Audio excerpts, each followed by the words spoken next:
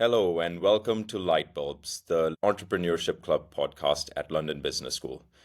Today we're talking to entrepreneur and my fellow MBA student Clara Best. Clara is the founder of Saved, a sustainable food company that adds cricket protein to your favorite everyday foods.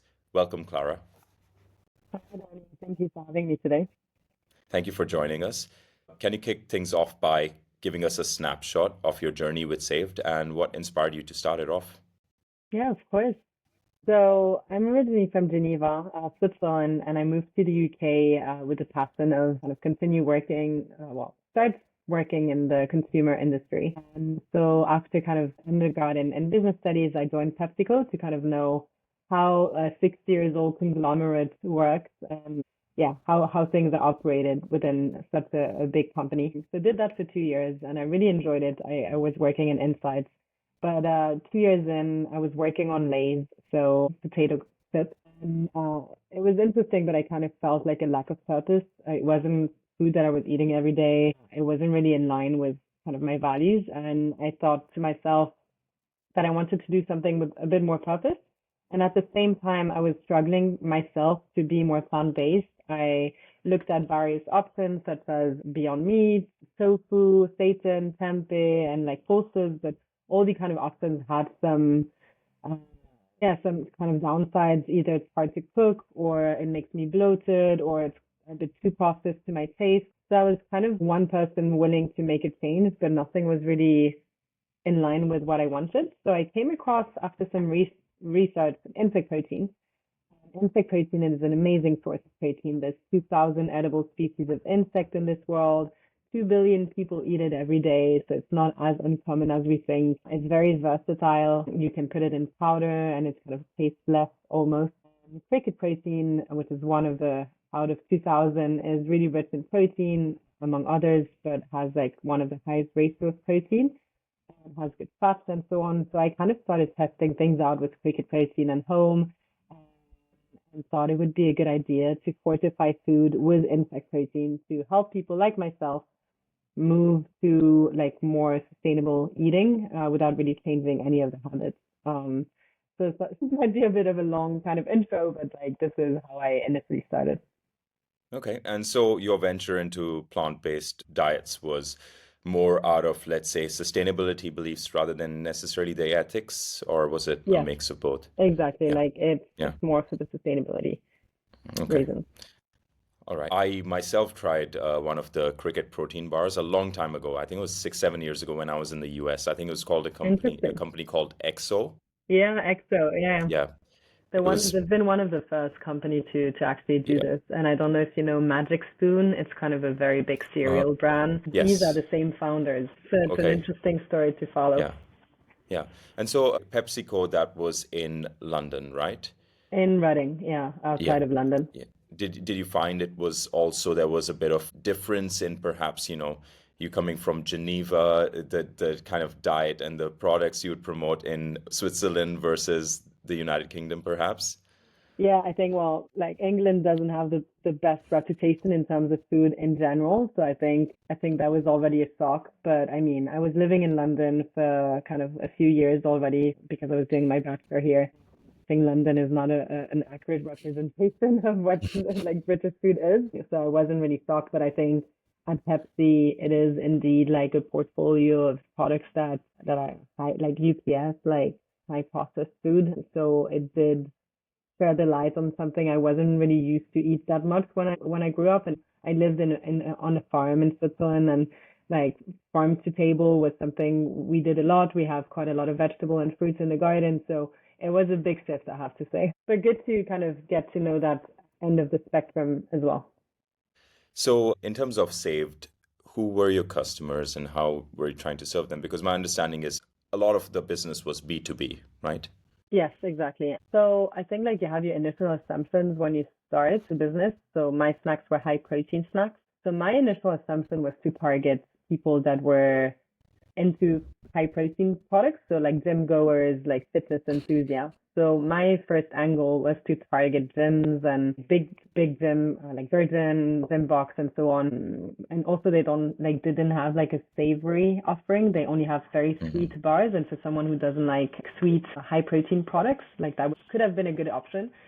But actually, it didn't really work out. Like gyms were really not interested. So I found that really interesting, and it's where it led me to what was 80% of our revenue at some point, which was food service. So offices, universities, and like quick service restaurants, so poke bowl chains, etc.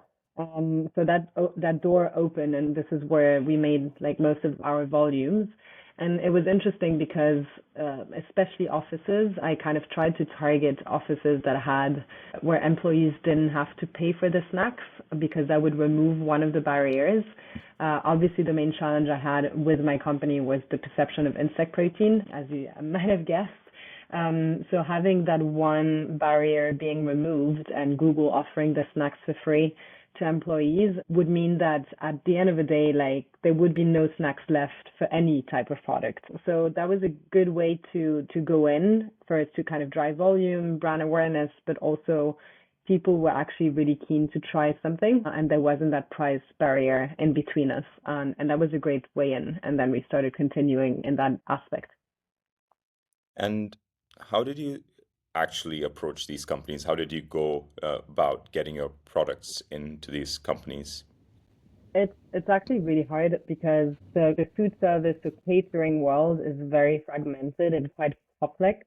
So for example, to get your products into Google, you need a distributor. The distributor needs to service caterers. The caterers have like a catering buying group, and then they is the office, and you have all this chain kind of going into to Google, for example. That made it a bit of a chicken and egg problem. So if a company wants you, you kind of try to promote and sell to them, send samples.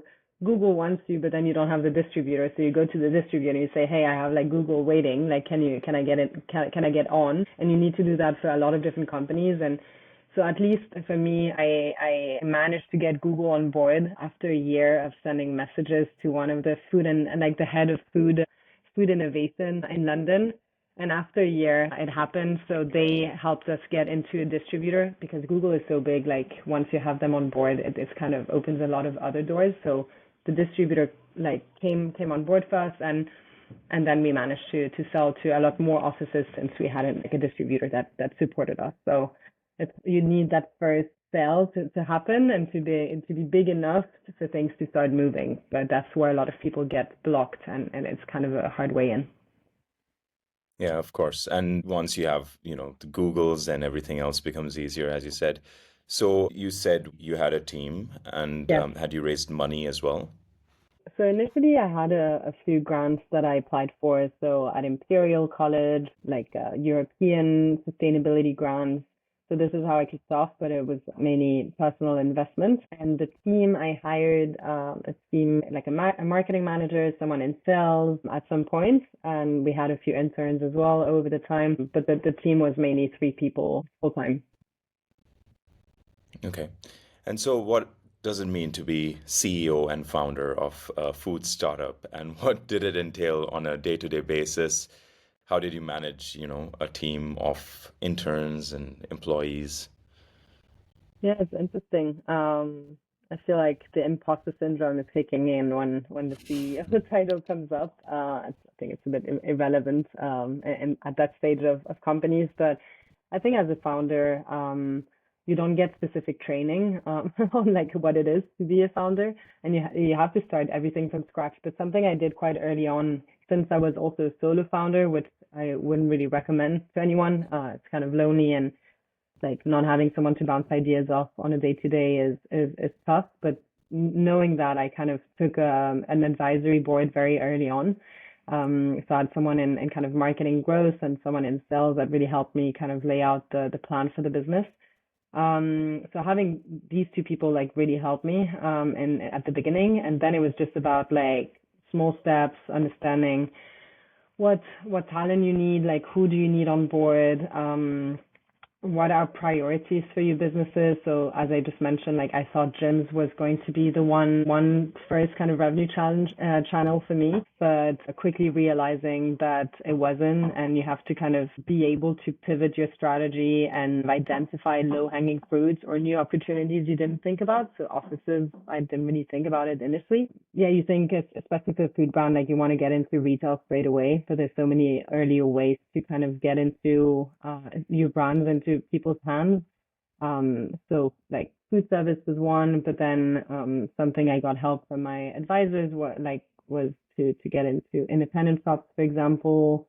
And independent shops like are really small. Usually the person in the shop is the manager, so you're able to like talk to them, pitch them the product, but also understand what works, what doesn't work in the shop. So feel like I'm getting lost here, but I think as a founder and CEO, there's so many different things that you do, so many different hats that you have to wear: team management, hiring, sales strategy, getting out there and sample your products, something we've done a lot, like getting on top of your financials, like this, creating the whole supply chain for your product, finding a manufacturer. There's so many different elements that you're not really thinking about, especially when you have a business, but what all these different components are. And I think like the struggle of founders is there's so many things to do and so many priorities that you have to push through. So finding that balance of like what is the highest priority, what will move the needle based on a 20-hour kind of time is crucial and is the hardest part of the job for sure. Yeah, so as also a founder myself, I absolutely agree with the journey, or rather the arduous journey of a single founder. Yeah, It's definitely very lonely, and it's something I would not recommend to anyone else yeah, as well. I think it's best to find someone with complementary skill sets but similar 100%. values, and build something with them. It's part of the reason why I came to LBS as well. And so you mentioned you had people as advisory board. Yes. Did you also have any other mentors outside? Yes, so I did a master's at Imperial College in Innovation, Entrepreneurship, and Management because I wanted to have a business at some point, and it was like a really useful master's to do in kind of how to set up a business. I had a lot of support from Imperial, I have to say. They have like an incubator as well called don't remember anyway. But like they have a great, similarly to LBS, the Launchpad kind of support that they offer is similar to Imperial. So I had mentors there. I did like the We Innovate, which is innovation for women accelerator program at LBS, and I was part of the finalists. So you get like money, but then also like you get so much support and workshops and support through that. So I think besides kind of the advisors, I had a lot of support from like Imperial for sure. And then also like being vocal on LinkedIn really helped me, like opening a lot of doors, and people connected me to the right people I had to like speak to at the right time.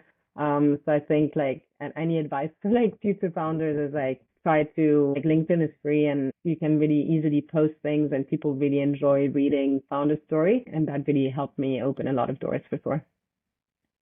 I also feel like the LinkedIn algorithm still is very good. Like if you're posting daily or regularly on there, there are chances for things to get picked up much faster than on other social media. 100%. Yeah, yeah.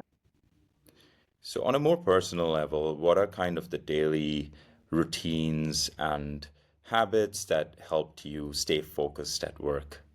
Yeah. So I think to the point of there's so much to do. As much as you want to be proactive and managing your task, there's so much reactiveness on a day to day of like things that fires up and you need to kind of stop everything you did and like try to like resolve that issue, which is a thrill of being a founder. But I think you can so easily get distracted by that, and it really makes your weeks way less productive, and also you become more anxious for sure. So for me, and I know a lot of other founders in the community do this as well, but I had like set days where I kind of did, okay, Monday morning and Friday mornings are admin. In the afternoon, I do like sales outreach. On Tuesday, I do marketing. Wednesday, I do kind of more team management, one-to-ones, looking at OKRs, these kind of things. And then on Thursday, I would do like financial, anything like more logistic operations work. So that would be kind of a typical week, but that really helped me like stay focused. I think, being part of that founder community also really helped me understand what, and having the advisors obviously, but like what was a priority at the different stage of my business. So kind of still being connected to other founders and understanding what challenges they have and how did they overcome it, and not being siloed as a founder is really important. And it helped me kind of work on my day-to-days just because I knew I could reach out to people in case I had some problems. So the community lens is still very important in that day-to-day kind of task management. Thank you. And what was the biggest lesson you learned from running Saved for 4 years? The biggest lesson.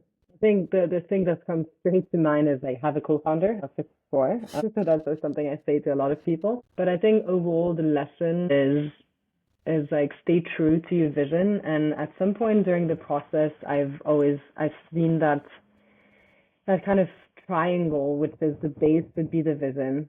The second layer is strategy, and the third bit, the tipping point, is the product. And what people usually get wrong is the opposite. They put product at the bottom, they put strategy in the middle, and have the vision at the top.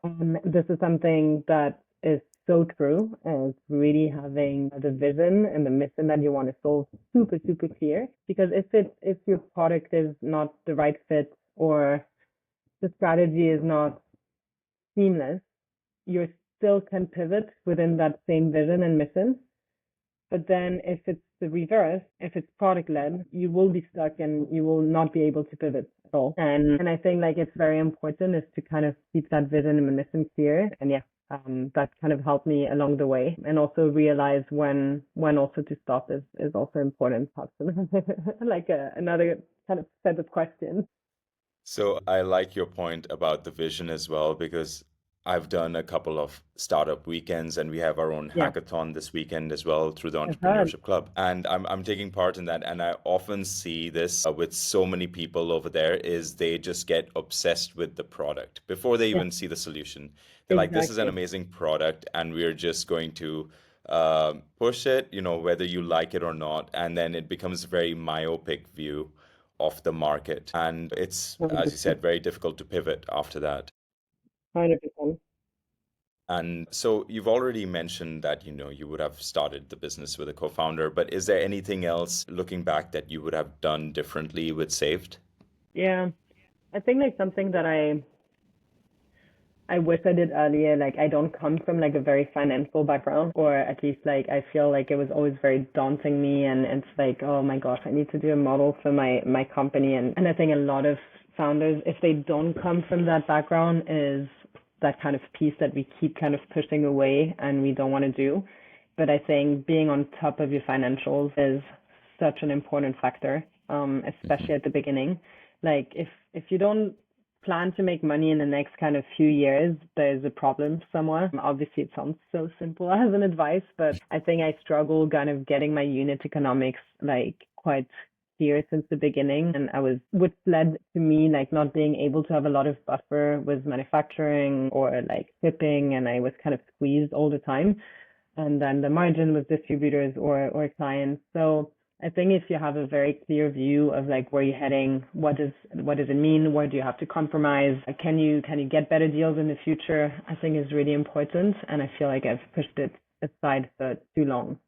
So that's definitely one. I think secondly, for me, insect protein was a heavily regulated environment. Insect is a novel food in Europe and in the UK, meaning that you have to submit application to the Food Standard Agency, which is took me more than 6 months to like understand how it works. Obviously, Brexit didn't help because now the UK is different to Europe. But thank God, like I had like the UK Edible Association, Insect Association, which I'm a board member of, and I'm really like involved. But I think if you're entering a market and you don't, if it's a bit regulated, which is great in some aspect because you have high barriers of entry and it means that there is some opportunity there. I think it definitely requires a lot of attention, and you need to be very clear on what it means and how it will move onwards, because it can go the opposite in the wrong way, and then you've built all of this for nothing. So that's definitely like two additional advice that I kind of would spend a lot more time on it. Okay. And so, what were the challenges in terms of running the business? What was the biggest challenge actually running the business? And what was kind of the precipice at which you decided to, okay, maybe I close this business down? Yeah. Um, well, to no surprise, like the biggest challenge was the insect deception, and I knew it from the beginning, right? Like it's a tough market to enter. I knew that in Europe and in the Western world, like insect is not something that is eaten commonly. Um, People have a negative perception of it, and even if people have some sort of neutral connotation, it would mean um, it would mean sorry even if people had like a neutral insect perception, it means like that people didn't know why they would pay a premium for insects, like they didn't understand like why is it a premium ingredient, where it's been always told if I have an insect in my salad I should kind of throw away that leaf or something. So the perception, it has been like a struggle, and we've done a lot of sampling. We tried like a lot of different ways to like educate people and get people to eat it, which was successful in some ways. But the next stage for Saved was really get into retail and get volumes and like be nationwide, like not being sold only in London.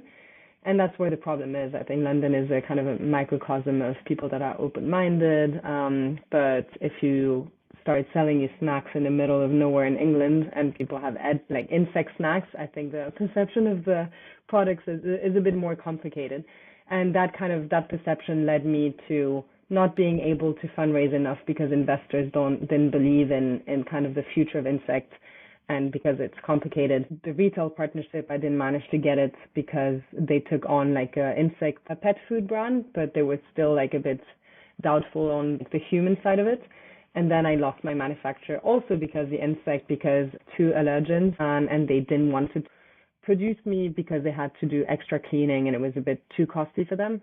So all these things linked to the kind of the USP I had didn't help at all. And this is where kind of I was faced with the decision of, okay, well, this seems a bit too hard at the moment. It doesn't seem that the timing is right for insects, unfortunately. And I'm exhausted. I don't have energy like that comes from it anymore. Yeah, so it's time to move on, unfortunately.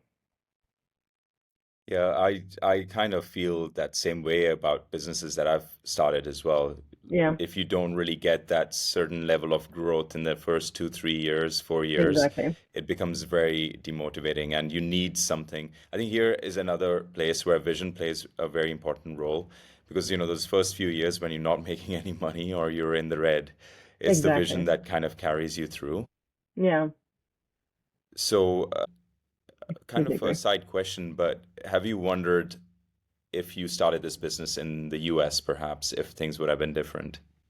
Yeah, it's kind of I reflected on it recently of and that's another advice is don't just choose the market because you're based there, and I knew I wanted to continue living in London, and I just knew the market well thanks to PepsiCo and all my network here. So I just went for it, but I don't think that's the right choice. I think, for Hmm. example, the US, I think the US is quite similar to UK, but Asia, for example, I would have definitely, I should have perhaps considered that a bit more in the sense that some areas of Asia, they do eat insects. Even if people living in Beijing, Shanghai, Hong Kong don't eat it every day, obviously, like they have a knowledge that it is eaten and they understand like the proposition. So that might have been interesting, but it does come with challenges of like you don't know the market, you don't know like the language barrier, you don't have any intel. But that's definitely something to consider as a founder. Like, okay, I have this great idea, the market opportunity is there, but where is actually my right to play in a way? So good question. Well, yeah, I feel like it's hard enough starting a business, and then starting a Exactly. business in a market different from where you are is like an additional challenge. It is. It is. But I mean, you have to choose what is best for the business, I guess. If you're already putting so much time in it, like it just adds more complication doing it in a market that might not be ready for it. Yeah, absolutely. So you have now chosen to work in as a VC. Yes. So how do you see your founder experience giving you an edge in that industry? Yeah, so the VC I'm currently working with is called Aston Ventures, and they're like one of the big VC player in agri-food sector. So I'm obviously have a background in food through Pepsi and my startup food and beverage, but the angle is a bit different there, where the focus is on climate and they focus on the food tech and agricultural side of it. So food tech might not be like a product like Saved, the company I've built, but more like what are enablers, technology enablers for the food industry. So I feel like I'm learning a lot because it's like things that I'm not really used to. I'm passionate about climate, but I didn't know about food tech that much, and especially agriculture. I had no idea. So I feel like the edge that it gives me is, I think like whenever I have calls with founders and meaning businesses that I have no idea about in terms of industry, I still kind of can relate to like what makes a team strong, what I believe it makes a team strong, what energy does the founder need to give, and kind of the vision that they're spreading, or kind of the aspiration they have.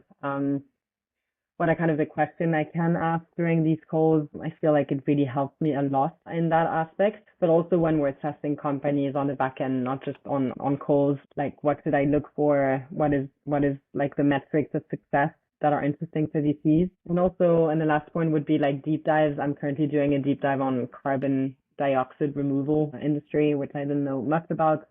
But I think like because you've been so focused on an industry as a founder and you know everything there is to know about the industry you operate, like doing deep dives into other industries is new, obviously, but like you have perhaps faster ways of like understanding things and the approach might be just different, which helps VCs just get a different perspective. And for other students who are also looking to get into VC, how Yeah. would you say that you landed this role? How did you go about it? Yeah, of course. I think like in that case, I was a bit lucky. I think it was through my network. It's the founder of Astroneur is someone I kind of met 5 6 years ago through Saved, through the more of the Geneva network, and he's been a bit of a mentor, someone I saw like once a year or twice a year, kind of to discuss and like talk about some challenges I had, and he's always been there. So when I wanted a part-time job now at LBS, like I just reached out, and he was really happy to give me that opportunity to open like the doors to Astronaut to be able to help. So I mean, that's like, I don't know if it's completely luck, but I think like the power of network is something I always talk about. And we have that opportunity to have everyone at our fingertips at LBS. People are so keen to talk to you, especially as a student. So being able to go out there and like try to network as much as you can early on will open a lot of doors because especially at our age, I feel like you can apply to jobs a lot, obviously, like through like a more structured approach. But the unstructured route is a lot of like who you know and who puts you in touch with the right person. So I think like that's definitely an advice I would give. And I think like I've also gone to a lot of like VC events through my company, obviously, to be able to fundraise, but like going to events and or like themed events where, for example, Y Food or Hack Summit are like great players in that agri-food, food tech, climate space. And I've always been quite involved in these, and I think it helped me open a lot of doors of like VCs and people I should talk to. So these are kind of some tips for people wanting to go in that space. Great tips. And I think it's also very crucial to reach out to people outside the LBS network because the people you're meeting at tech 100%. events, like I was at tech career events last week, Yeah, all of the people you're meeting, other students are meeting as well. And you need to also nurture those the networks, contacts, relationships you've developed before exactly. starting the MBA, as well as develop new ones in other areas of interest that you have. Yeah. And also like connecting, just one last point. I think like connecting with your current MBA peers, friends. I think like you would be surprised how many people share the similar interests that you have, and they will be able to connect you with people that might not be completely relevant for you at this stage, but still talking to these people that they think like, oh, you should talk to that person. Still do it because they might open more doors. And I think like sometimes like try to focus on low hanging fruits of we have these amazing people next to us and they might know people outside of LBS, but that you just didn't know because perhaps you didn't speak about it with your peers, something to remind yourself of. So, on your LinkedIn post, you mentioned about a scoring matrix that you used Yeah. to find the right role. Oh my What God. were the main factors and what were your top non-negotiables? So I should click on that post again. Um, no, I think like also to be completely transparent, and my aim is to be as transparent as possible on the founder journey, and I don't think a lot of people are. When I decided to stop Saved, I took a coach. I'm not saying that it's available for everyone that goes through this, but or people that want to have help. I think LBS is good enough of a coach with a career center and so on. Don't think people need this, but like I had a coach to help me untangle all the things I had in my head, and especially when you start by thinking about stopping your business, you're a bit lost. You don't know where to you fall. You don't fit in a specific box. People don't know what to do with founders. So what I did is like, okay, what are the options realistically as an ex-founder? So one was I still had my business. Like, should I continue my business? Like giving it a kind of a final go. Should I pivot? Was the second option, like into regenerative snacking without the insect, because insect was the main bottleneck. So it's still kind of clear to the vision, but like different. Then another was VC, obviously based on the points mentioned earlier, like founders are attractive to VC because you have that operational experience. Consulting, I feel like consulting they just accept people from so many different backgrounds, and it would have been interesting to keep learning different operational businesses in different kind of industries. And then joining a scale up was kind of my other option. I'm still in the climate food space and joining like more of a Series A plus scale up as kind of either staff or in operations or something like this. So the way I kind of so having these were important, like just identifying what is available. And then my criteria is I spend a lot of time of understanding like what do I actually want in the next kind of 10 years of my life, and especially as a woman, like I might want to have a family at some point, so it's not something to disregard completely. So the values that were important were financial stability, accountability, ownership, some sort of flexibility and freedom, because as a founder, you're so free. Have team, like colleagues, like having a strong team environment. To me, I was really important to be more with people. What else? Yeah, I think like these were the most important, but that sense of ownership, like being able to come in a job and not being micromanaged was something as a founder, like I felt like I don't want to have that, but team environment was really important, and financial stability slash the stability in general of having like things where you can plan for your life a bit more was important. And I know a lot of founders go back to founding another business straight away, but for me at my stage of life, it was important to seek more for that stability lens. And so matrix this and like did this, like, okay, this is good, this is not good, and try to do kind of a point system, but obviously like this is not as simple as it is. Having high financial stability means have like less flexibility, less ownership. So you have trade-offs in every kind of option.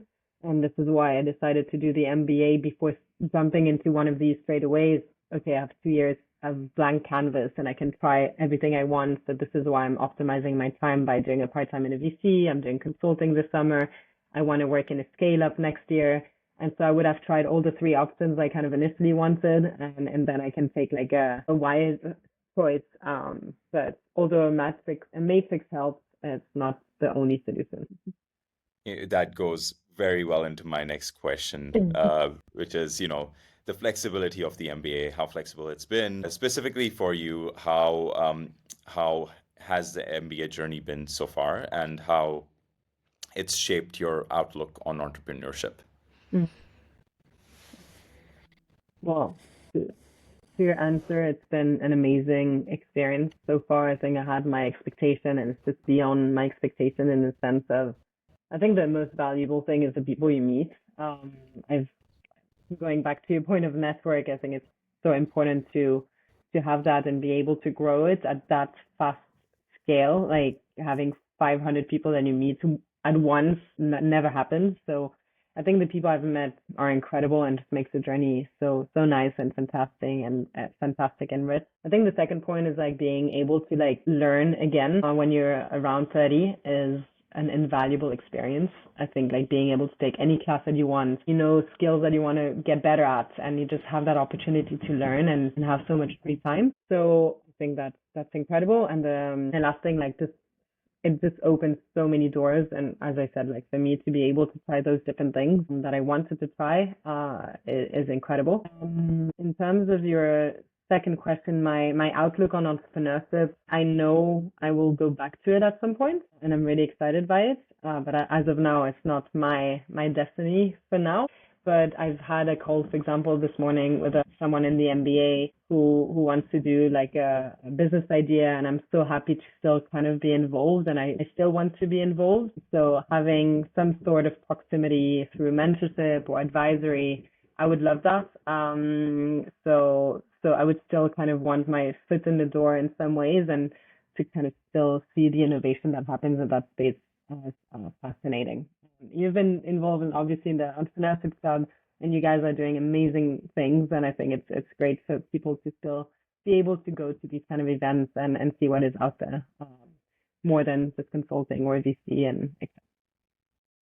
Yeah, I think being able to live vicariously through others is great. And you can do that at LBS. Yeah, Everyone's got an idea. I'm very excited personally to be doing the hackathon again this year.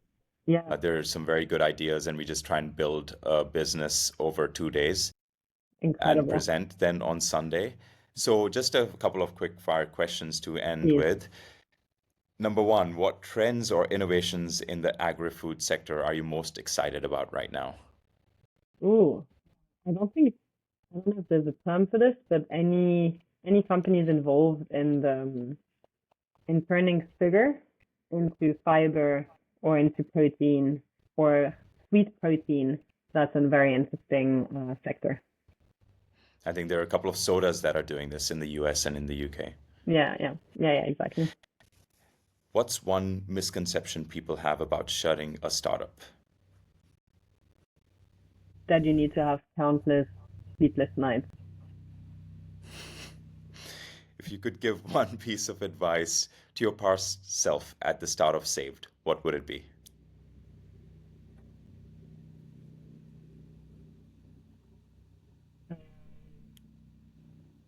Enjoy the kind of messy starting moments. Like, for example, picking up the boxes in your warehouse, like enjoying these moments more because these are the ones that you actually remember the most. Yeah, great answer. So, what's next outside of work? Are there any personal goals or projects you're working on? I really want to work on a farm. So that's an exciting project I want to kind of delve deeper in, and hopefully in January next year, so in a regenerative farming farm. So if anyone has a connection, please let me know. I'm sure someone will. I will share this with the MBA class and find someone. Look, this was great. It was a pleasure. I know, we Likewise. were planning to do this for a long time. Where can our listeners follow your journey and stay connected?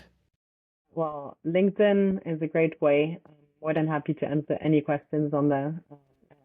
I'm also sharing a lot of kind of insights on my journey, so follow that if you're interested. Thank you, Clara. We will. It's been a pleasure. Likewise, Thank you Danny. so much. Thank you.